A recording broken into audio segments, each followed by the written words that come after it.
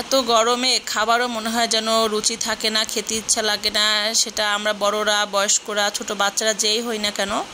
Hello friends, আসসালামু আলাইকুম। কেমন আছেন সবাই? আলহামদুলিল্লাহ আমরা বেশ ভালো আছি।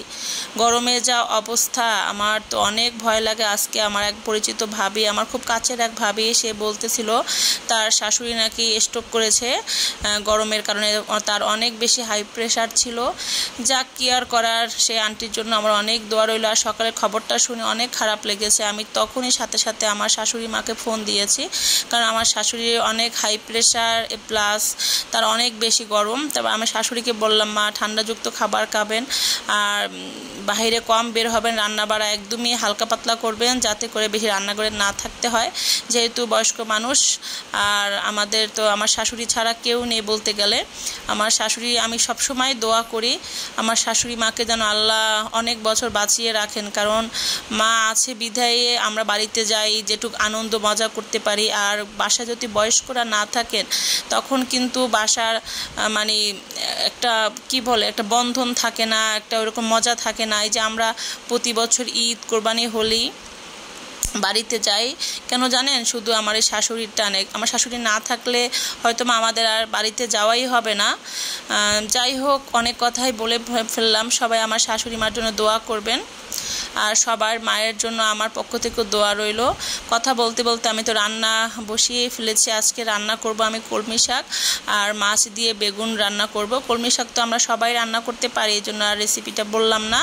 এদিকে আমি মাছটা ভালো করে ধুয়ে নিয়েছি। মাছটার নাম কি আমি জানি না। এখন সবাই বলবে মাছ রান্না করে খেতে পারে, নাম জানে না।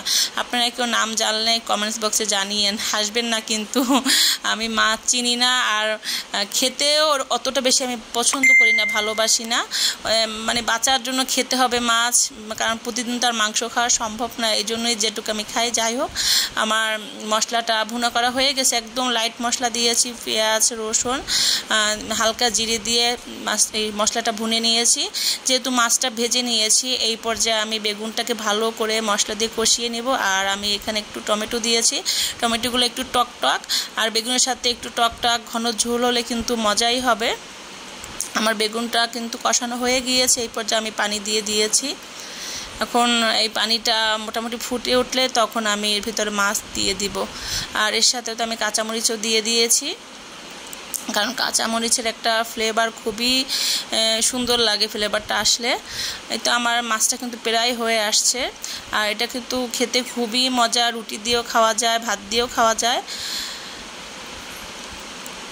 আর এই বেগুন কিন্তু আমাদের গাছের বেগুন, আলহামদুলিল্লাহ মাশাল্লাহ। এবার আমরা গাছের টমেটো, বেগুন অনেক খেয়েছি মাশাল্লাহ, আলহামদুলিল্লাহ। আল্লাহ পাক নিজের হাতে সবজি খাওয়ার কিন্তু মজাটাই আলাদা। এইদিকে আমার ভাতটা হয়ে গিয়েছে, এর সাথে কিন্তু আমাদের টমেটো ভর্তাও ছিল। আমরা এই গরমে প্রায় টাইমই টমেটো ভর্তা করে খাই। এদিকে আমার শাকটাও হয়ে গেছে, দেখিয়ে দিলাম।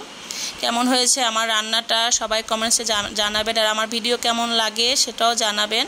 ভালো থাকবেন সবাই, আর সবার জন্য অনেক শুভকামনা, অনেক অনেক দোয়া রইল। গরমে সবাই সাবধানে থাকবেন। আল্লাহ হাফেজ, আসসালামু আলাইকুম।